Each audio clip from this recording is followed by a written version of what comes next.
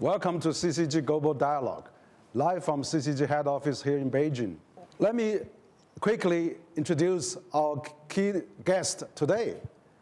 Professor Laura Summers has enjoyed a distinguished career spanning over 4 decades of one of the American leading economists in both academy and government. In addition to serving as the 71st Secretary of the Treasury in Clinton administration, Dr. Summers served as the director of White House National Economic Council in the Obama administration, and also as the president of Harvard University and chief economist of World Bank. Dr. Summers has played a key role in addressing every major financial crisis in the last 2 decades and has been recognized as one of the world's most influential thinkers. We are at critical time of this pandemic fighting, the global economy, and you actually introduced the idea of a circular stagnation in 2013 to explain the combination of a long period of easy monetary policy with weak demand and a disappointing growth. We know that the US inflation is hitting probably a new time high now. And so as the largest economy in the world, what do you see the US economy in general? And then we would probably talk a bit about a global economy. So let me describe my view prior to the pandemic, my view during the pandemic, and then my view after the pandemic.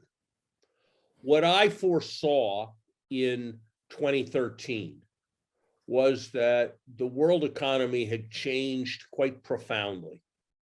That instead of the issue being too much demand colliding with insufficient supply, that there was so much desire to save for retirement, so much wealth going to very affluent people, so much reduction in the price of capital goods, particularly those involved with information technology, and such profound demographic change towards much slower labor force growth, that I felt that the challenge was going to be a chronic excess of saving. And I felt that the traditional mechanism of adjustment based on interest rates was going to be problematic. I worried that excessively low interest rates would actually lead to more financial instability and financial bubbles. And so I felt that what we were likely to see was low interest rates, sluggish growth, and very limited inflation reflecting the sluggish growth. And I think that's a pretty good description of the industrial world from the period after the financial crisis up until COVID. When COVID hit, I had a strong recommendation. That strong recommendation was that we do everything we can to contain the spread of COVID, and that we very substantially support incomes and demand. And that's what the United States did in 2020 very, very successfully.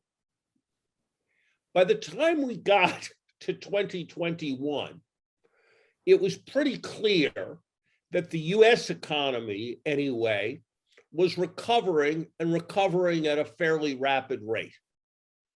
And so I looked and I saw that our level of income was perhaps $30 to $50 billion short of the economy's potential. And I felt that it was important to close that gap. What we actually did was not $50 billion a month of stimulus, but more like $200 billion a month of stimulus. And at the same time, we ran extremely expansionary monetary policy and had the Federal Reserve grow its balance sheet very, very rapidly. The result I predicted at the beginning of 2021 was that we would have substantial inflation because the bathtub would overflow. There was more water flowing in the form of demand than there was capacity of the economy to produce, especially given the various distortions and destructions and implications of the pandemic. And that's in fact what has happened. When you get to 7% inflation, is that demand is running very, very strong relative to supply.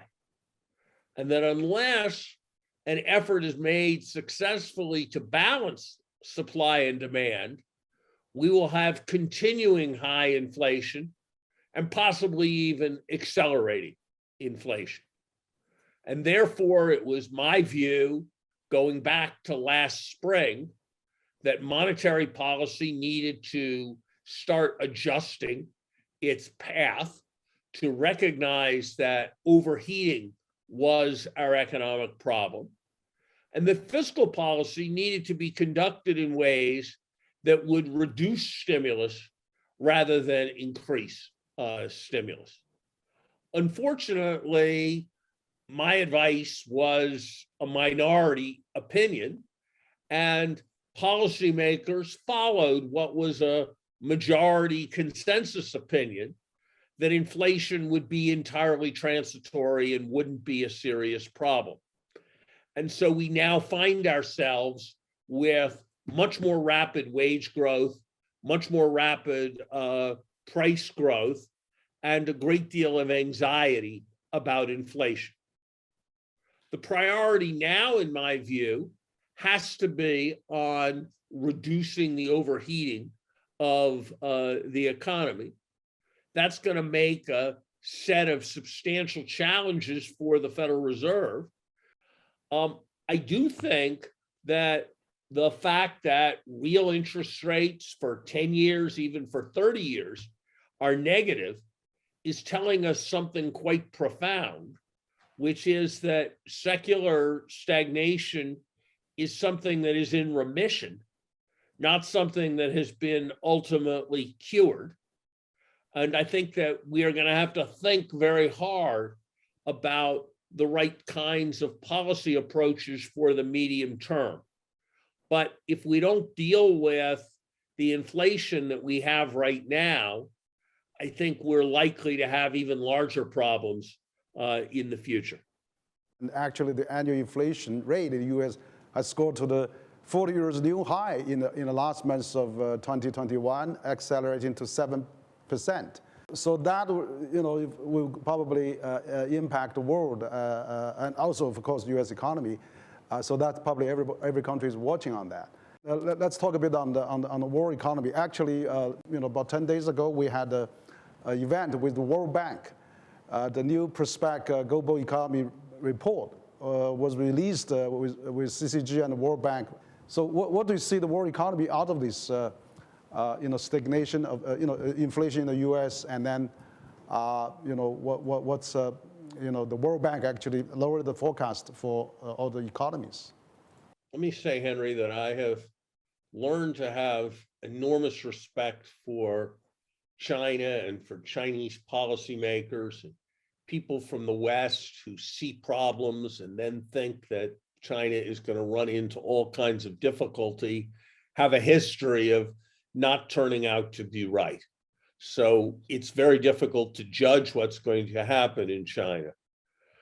That said, I think that China faces three major challenges over the next 2 years that are going to take enormous skill to deal with. The first is the exit to normal from COVID. In the United States, we have a population where half the people in the United States have had COVID. I have COVID as I'm speaking to you, fortunately, a very mild case, so I am having no difficulty participating in the conversation by Zoom. But that fact and our use of mRNA vaccines means that we have the capacity to manage COVID moving from pandemic to endemic, from it becoming a relatively normal part of life in the same way that the flu is a relatively normal part of life. I think the challenges for China, given that China hasn't had mRNA vaccines on a very large scale, and given that China has had this remarkable success so far with its lockdown policies of making a transition back to normality, is going to be a very important challenge for China. I think the second very important challenge for China is going to be, where is the demand going to come from? China is an extraordinarily high saving country. The question is, where is all that saving going to go? And there have been periods when all that saving went into exports, but I think the rest of the world is going to have limits on its willingness to accept large-scale Chinese trade surpluses. There have been periods when it has gone into infrastructure, but China, having laid more concrete between 2010 and 2014 than America did in the whole 20th century, is got a pretty splendid infrastructure, and there's a limited capacity for new infrastructure projects. For a significant time, it's gone into real estate, but we're seeing substantial financial excess in the Chinese real estate sector with Evergrande. And so the question of how is China going to manage its saving is, I think, a very substantial uncertainty going forward. I think the third uncertainty, and it's the one that an outsider like me can speak to with the least confidence, is that the extraordinary uniqueness of the Chinese economic system has much to do with the very special role of the party and the very large role of state enterprises. And on the one hand, that has led to a very great capacity for coordination.